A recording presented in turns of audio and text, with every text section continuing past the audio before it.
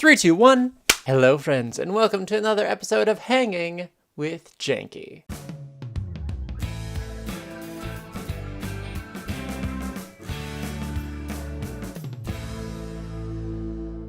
It has been a while, friends, and that is because last weekend I was away visiting my sister in Columbus, and I did not have enough time prior to my leaving to record and edit an episode of Hanging with Janky. But we had a great time. We went to a place called 16-Bit. It's like a bar arcade that has a whole bunch of 80s games, like Tempest and Tron. And they also have NBA All-Stars, and my sister and I whooped ass at it. It was amazing. So good. We are so good. You can't even stand it. But this does mean that I have 2 weeks worth of gaming news to catch up on, so let's get right on into it so we can cover everything that's been happening, because it's been a lot. First up, as I'm sure a lot of you may have heard, Blizzard is opening their own esports arena out in LA. Of course, I'm sure as a lot of you know, Blizzard has been making a lot of big pushes into esports, particularly with Overwatch, which has spawned all sorts of things like the Overwatch League, Overwatch Contenders, which is essentially like Overwatch League Minor League, I guess. That's my understanding of it. And actually, the grand opening event at the Blizzard Arena, which is what it's being called, will be the Overwatch Contenders playoffs in October. I have to say though, I feel like they really missed some opportunities to get creative with the naming for the Blizzard Arena. I mean, Blizzard Arena is fine, but that's like calling it the Blizzard app. You could have called it Blizzard's Battledome.net, and that would have been hilarious. Just saying, Blizzard. Missed opportunities. And while we're on the subject of talking Blizzard and esports and Overwatch, it's also worth bringing up a recent announcement by Jeff Kaplan, a call to the community, if you will, to help fight toxicity on the Overwatch servers. Of course, this has been sort of an issue on the internet, well, a lot. I mean, it's something that you have to deal with in any competitive game, right? Like League of Legends, even sometimes in like Heroes of the Storm, I know, can kind of be that way. A lot of competitive shooting games. Like, you just get toxicity. And I think that just comes from playing competitive games with strangers on the internet. I mean, you don't really know who each other are, so you just kind of like get hyper competitive and it gets out of hand real quick. That being said, I have had tons of awesome interactions with people in Overwatch, and I think it's a real shame whenever the really great aspects of community get overshadowed by all the really negative aspects. I mean, I've been playing with my friends and we've run into people and just had like an amazing time. We would like laugh and joke in the chat, and we would just, we would respect each other as teams, and we would appreciate like jobs well done, and it was really nice. It was really cool. Getting back to the story, Kaplan's biggest concern is that the Overwatch development team has been spending so much time trying to combat this rising toxicity in Overwatch that they haven't been able to spend more time making new maps and working on replays and matchmaking and all this other stuff that could really improve the game. They haven't really been able to concentrate on that because they've been focusing so much on toxicity. So of course they've been making a lot of updates to the reporting system, and basically Kaplan's message was, if you do come across someone and they are toxic, please take the time to report them, because that's not just going nowhere. They use that information, and they're trying to make that better so that we could all work together to bring out those really awesome aspects of the community, which is awesome. Always bring out the good in people. It's amazing. Do it.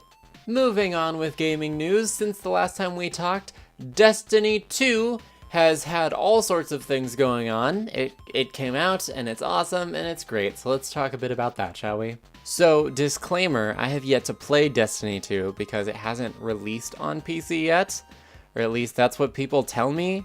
I haven't been checking. I don't really have money to get it yet, and I haven't been like watching it super closely on Battle.net, but I know that it's there. Anyway, the people that I do know who have played it have been super jazzed about their experience so far, which is super awesome. And the nice thing about Destiny 2 is that it kind of pays tribute to those originally... Don't you hate it when you get most of the way through a sentence and then you flub it at the end? I do. They're tributes to Destiny 1 players in the game. That's what I was trying to say. So one of the really cool things this game does is it honors original Destiny players by looking at their achievements in Destiny and then painting a beautiful picture at the beginning of the game showing all the achievements. If you made it to the Vault of Glass and you made it through the Black Garden and you made it through all those raids and stuff, it honors that. And you can also move your character from Destiny into Destiny 2. Now your stats do reset because you're not starting with a ridiculous advantage, but you can have your original character, which is super cool. And while we're on the subject of Destiny 2, and since we've talked a bit about communities a minute ago, I'm going to share with you guys an amazing story that I was reading this week that is super cool. So Destiny 2, there has been a player, Sons of N7. He is mute. And so he would always try to join up with people to do the raids at the end of the game so he could experience that end game content in Destiny 1. And because he's mute, he didn't have a microphone, and because his avatar always showed up as not having a microphone, everyone just sort of skimmed past him whenever they were trying to look for extra players for these raids, which is really sad because he didn't get to experience all that really awesome content that's there. And so he went to Reddit, and a whole bunch of Destiny people got together, and they were like, "We will play with you, dude." And so he got a team together super fast, and he finally got to do his first Nightfall raid, and he aced it on his first try, which is super cool.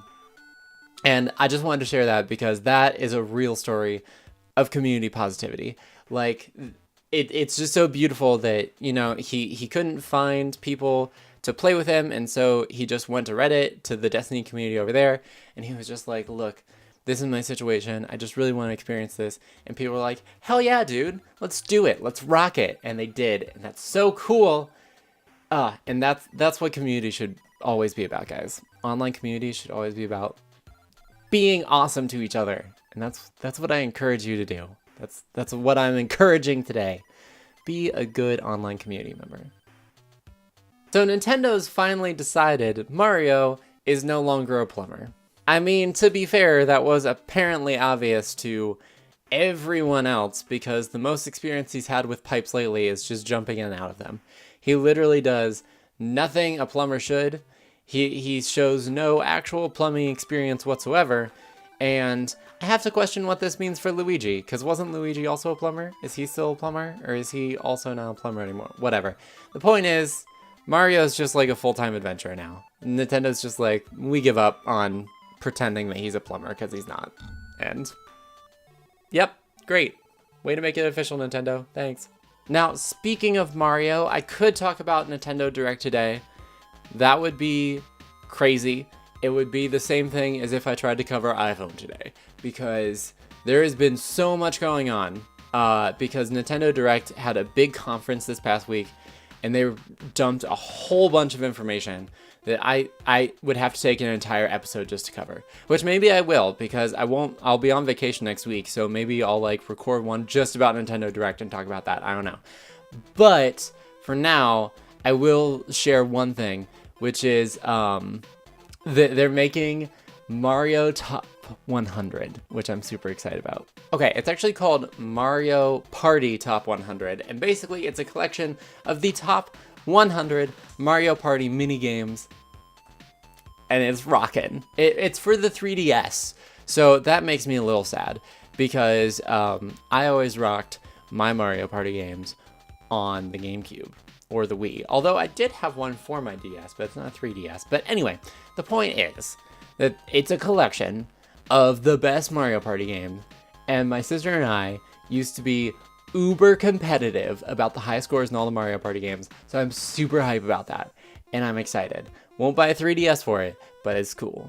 And rounding out the day, I'm going to talk about Steam and the projected 2,000 games that will be releasing on the platform by the end of 2017. Absolutely insane, guys. Ever since Steam released Steam Direct back in June, there have been 1,300 games released through the Steam Direct process, which is like crazy. So many games. And you know, it's one of those things where curators are more important than ever because you gotta filter through that nonsense. And I actually did become a Steam curator a while back. I didn't stick with it very well because I just need more time to record footage and also better recording software to record footage with. But rest assured, once I get my stuff sorted, I will be starting back up with Janky's Lab in a new form that I'll talk about when I'm closer to releasing it. But I'm super excited, and I will be assisting the online gaming community with sorting through the multitude of games that is releasing on Steam. We will cross that bridge. And that's all I have for gaming news today, so let's round out the day by thanking some new subscribers. Thanking them right now, we have Oscar. Thank you so much for joining up with the Jank Squad. Super cool, thank you. And we also have Gamershot. Gamershot, thank you so much for joining up with the Jank Squad. I very much appreciate you. You're super awesome, keep being you. And of course, thank you to all 292 subscribers to the Jank channel. I don't know where I was going with that. Jank channel is fine. But thank you all so much for being a part of the Jank Squad. I appreciate you all. You all are super awesome and super cool. And I just appreciate you. And thank you so much for being here and being a part of the Jank Squad. And I hope you enjoy it. I hope you continue to watch and love the content in the future. My love to all of you. And that about wraps it up for the day. So I hope you guys enjoyed yet another episode of Hanging with Janky. If you did, feel free to hit that like button down below. Comments, positive or negative, feel free to leave those below as well. More than anything, I hope you have a lovely day, evening, or whenever you happen to be watching. Thank you so much for watching, and until the next time, this is Janky Shenanigans, signing out.